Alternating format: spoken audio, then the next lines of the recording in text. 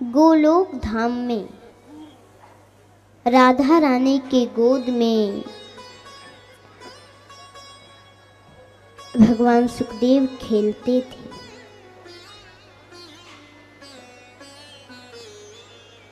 राधा रानी को कोई चिट्ठी पत्रिका भेजनी होती थी भगवान को, सुखदेव जी के ही द्वारा भेजते थे। एक दिन राधा रानी ने कहा सुखदेव जी से,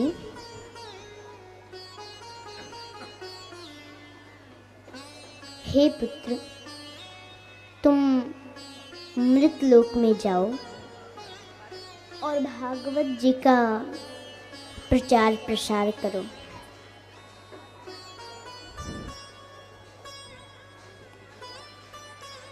लेकिन सुखदेव जी ने मना कर दिया, नहीं माता, क्या कह रही हैं आप, मैं मृतलोक में नहीं जा सकता। आपको पता है माता, मृतलोक में तो माया रहती है। मैं अगर वहां जाऊंगा मुझे माया पकड़ लेगी, मैं नहीं जाऊंगा। राधा रानी ने कहा, बेटा पुत्र, टेंशन क्यों लेते हो, मैं तुम्हें आशीर्वाद देती हूँ, तुम पर किसी माया का असर नहीं होगा।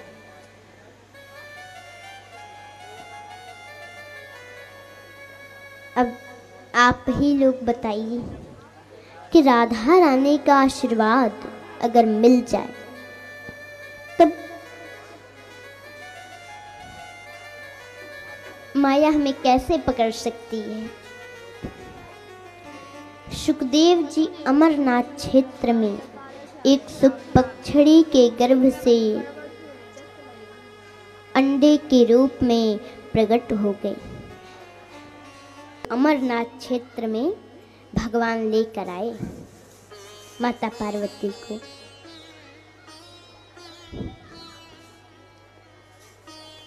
और बोले कि देवी, जब मैं कथा कहता हूँ तो मेरे नेत्र बंद हो जाते हैं, और जब मेरे नेत्र बंद हो जाएंगे तो मैं कैसे जानूंगा आप कथा सुन रही हैं कि नहीं।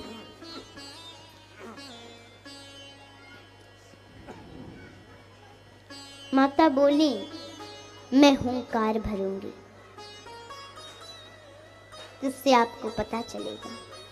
भगवान बोले ठीक है। अब वो नेत्र बंद करके और कथा सुनाने लगे। माता तो आधी कथा ही सुनी थी, सो गई।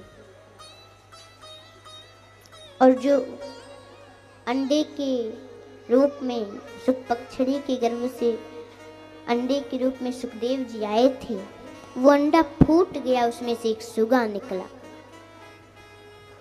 और वही हुंकार भरने लगा और कथा सुनने लगा। अब जब कथा पूरी हुई, भगवान भोलेनाथ ने नेत्र खोला, देखे तो माता सोई। तो बोले कि हुंकार कौन भर रहा था जब ये सो गए। तो अपने त्रिशूल को आदेश दे दिए। तो जो सुगा के रूप में सुखदेव जी थे, वो भागते भागते वेद व्यास जी की पत्नी वीटिका के मुख के रास्ते गर्भ में प्रवेश कर गए।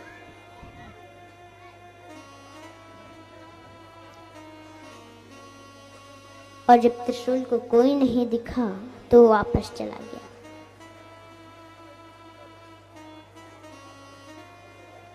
उसके बाद बहुत दिनों के बाद वेद व्यास जी एक बार बोले, हे पुत्र, तुम जो भी हो बाहर आओ।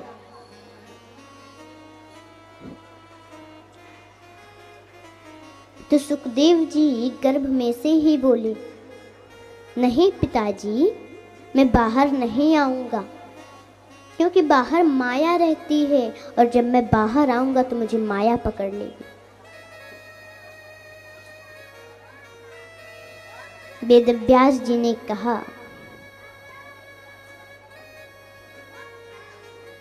कि तुम बाहर आओ पुत्र, तुम पर माया का असर नहीं होगा। मेरा आशीर्वाद है।